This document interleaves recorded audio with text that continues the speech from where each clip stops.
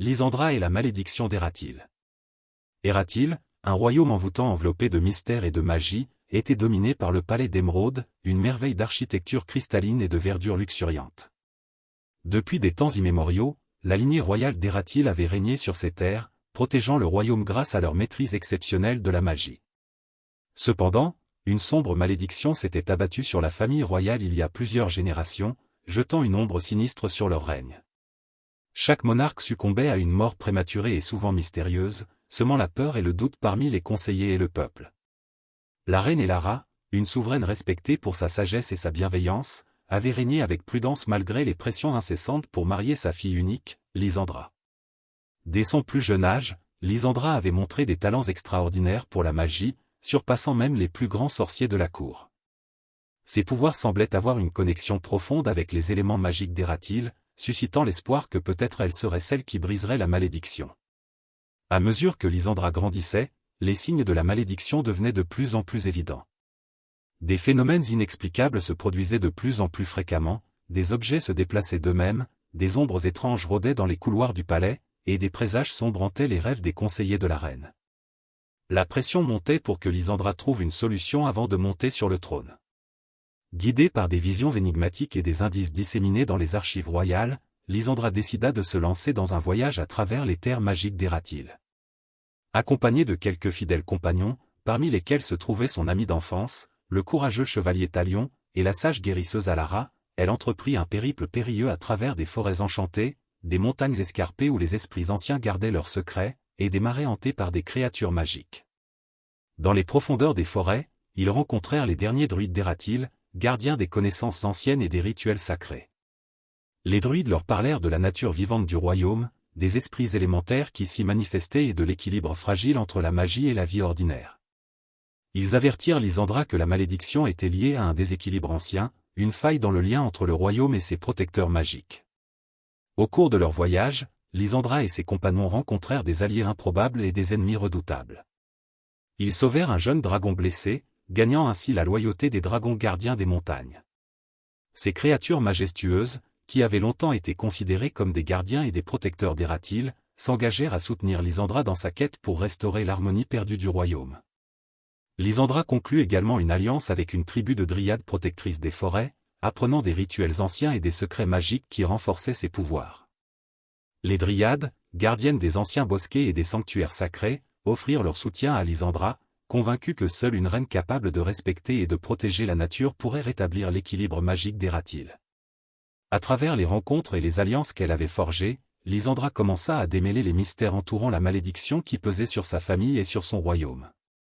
Elle découvrit que la source du maléfice remontait à un pacte ancien entre la famille royale et les esprits élémentaires du royaume. Ce pacte avait été rompu par une trahison séculaire, jetant ainsi une malédiction sur les descendants de la lignée royale. En explorant des cavernes oubliées au cœur des montagnes, Lysandra et ses compagnons découvrirent des inscriptions anciennes et des reliques magiques qui contenaient des indices cruciaux sur les événements passés. Ils apprirent que des conflits internes et des rivalités familiales avaient joué un rôle central dans le déclenchement de la malédiction, révélant une histoire d'intrigue et de pouvoir magique mal compris. Déterminée à trouver les moyens de briser la malédiction, Lysandra entreprit une quête pour retrouver des artefacts perdus depuis des siècles, censés détenir le pouvoir de rétablir l'harmonie magique d'Ératil. Guidée par les indices trouvés dans les archives anciennes et les visions mystérieuses qui la visitaient la nuit, elle se lança dans un voyage périlleux à travers les terres lointaines et les lieux oubliés du royaume. Accompagnée de Talion, Alara et Neria, Lysandra se rendit dans des tombeaux antiques gardés par des esprits en colère, affronta des gardiens magiques et résolut des énigmes séculaires pour récupérer chaque artefact. Chaque objet retrouvé apportait une pièce supplémentaire du puzzle, renforçant sa détermination et consolidant son lien avec les forces magiques qui l'entouraient.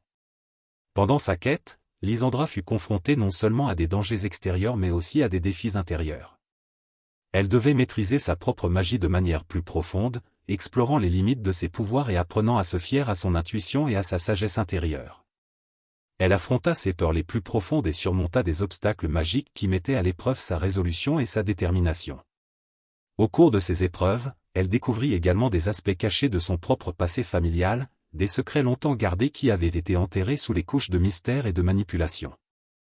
Ces révélations la forcèrent à faire face à des vérités dérangeantes sur l'histoire de sa famille et sur les conséquences de leurs actes passés sur le destin d'Ératile.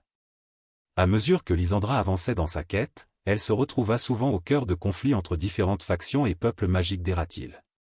Elle dut naviguer habilement à travers des intrigues politiques complexes, négociant des alliances fragiles et déjouant des complots visant à saper ses efforts pour restaurer l'harmonie dans le royaume. Elle forgea des alliances avec des sorciers puissants des 5 tours, des gardiens ancestraux des connaissances magiques profondes, mais également des ennemis jurés de la famille royale. À travers ces alliances improbables, Lysandra apprit à trouver un terrain d'entente et à utiliser la diversité des talents magiques d'Ératile pour renforcer ses propres capacités et élargir son influence dans le royaume.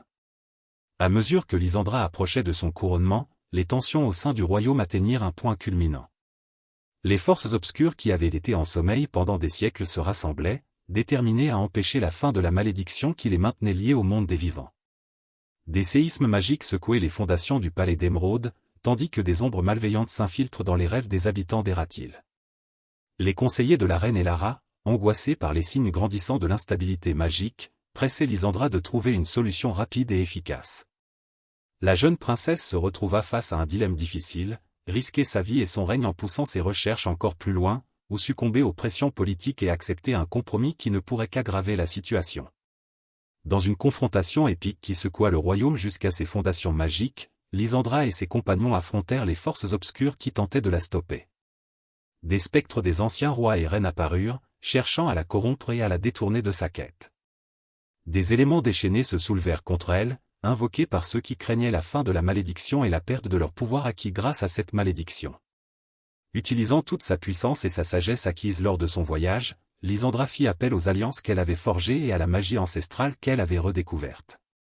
Les esprits tourmentés furent apaisés, les forces obscures repoussées, et la malédiction fut finalement brisée par un acte de réconciliation et de sacrifice. Lysandra comprit enfin que la clé pour briser la malédiction résidait dans la réconciliation du passé, non seulement pour sa propre famille mais aussi pour l'ensemble du royaume. Avec la malédiction levée, Lysandra monta sur le trône d'Ératile sous les acclamations du peuple. Son règne fut marqué par une ère de renouveau et de prospérité. Elle réorganisa la cour, établit des alliances durables avec les peuples magiques d'Ératile, et restaura la confiance dans la magie qui avait été ternie par les événements passés. Lysandra devint une légende vivante, non seulement pour avoir brisé la malédiction, mais aussi pour avoir réconcilié son royaume avec son histoire et sa magie. Son nom resta gravé dans les annales d'Ératile comme celui qui avait transformé le destin de son peuple. Sous son règne, Ératile prospéra comme jamais auparavant, devenant un foyer de savoir magique et un exemple de coopération entre les peuples magiques et non magiques.